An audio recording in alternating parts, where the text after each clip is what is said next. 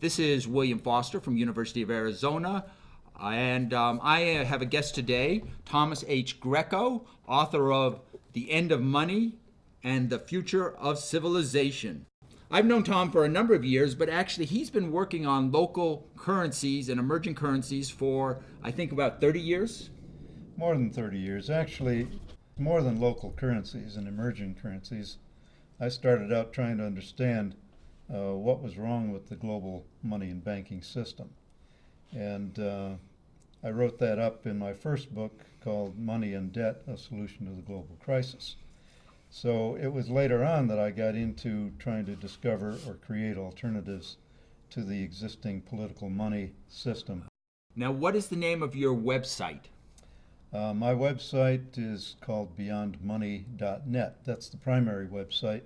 I have another one that's called reinventingmoney.com. And what would people find on beyondmoney.net?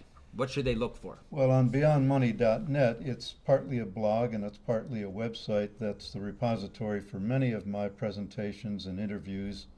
You can find links to my books, my articles, you can find video recordings, and you can find audio recordings.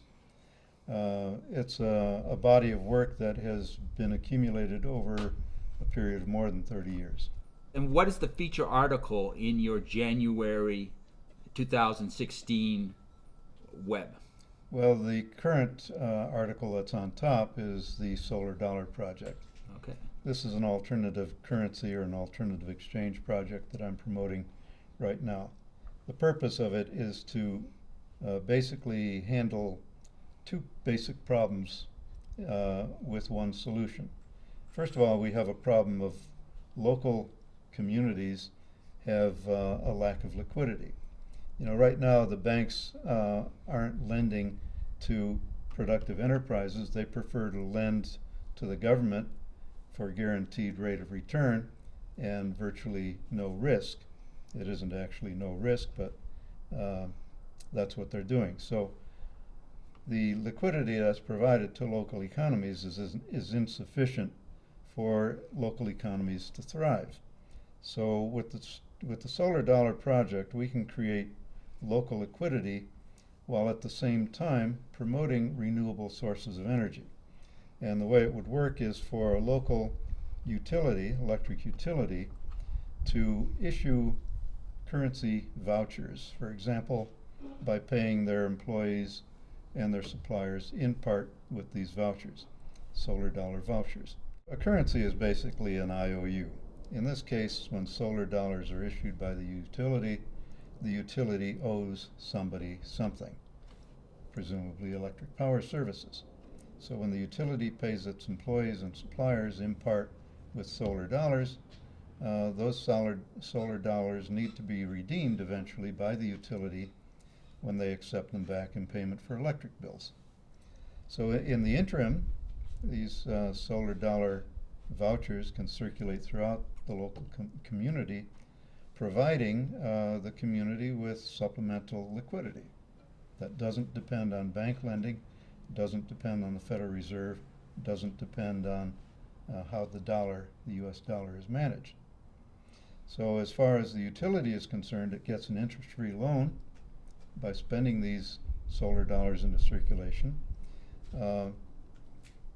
It can only issue solar dollars as a proportion of the amount of renewable energy that they are providing to their customers. So if they sell more renewable energy, they can issue more solar dollars. So you have an incentive, because this is an interest-free loan to the utility, they have an incentive to issue more of them. And people in the community have an incentive to accept them because they want to support the transition to renewable energy. Merchants will benefit because now there's greater amount of liquidity in the local economy, making it possible for their potential customers to buy the goods and services that they sell. It seems like a win-win all around. It's win-win-win. What is the biggest obstacle that communities face in implementing a solar dollar?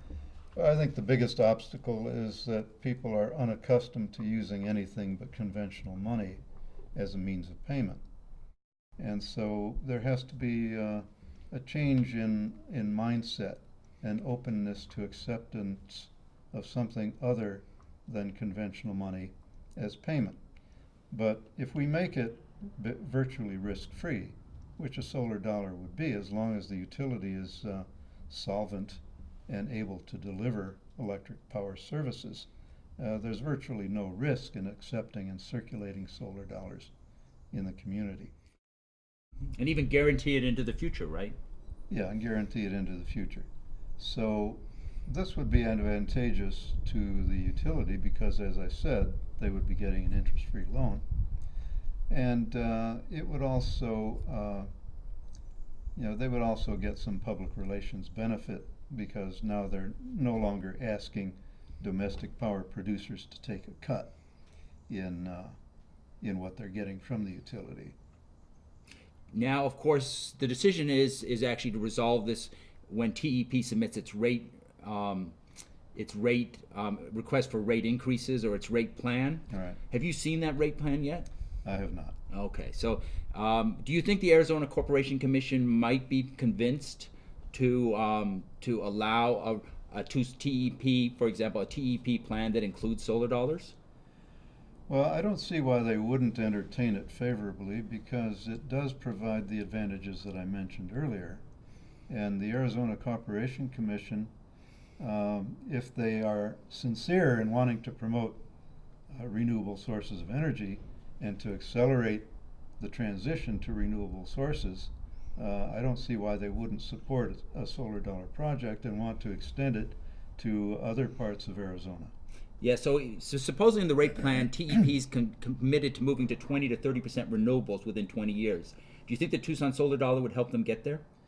I think it could accelerate that target, actually. Do you think that's important for global warming? Well, definitely.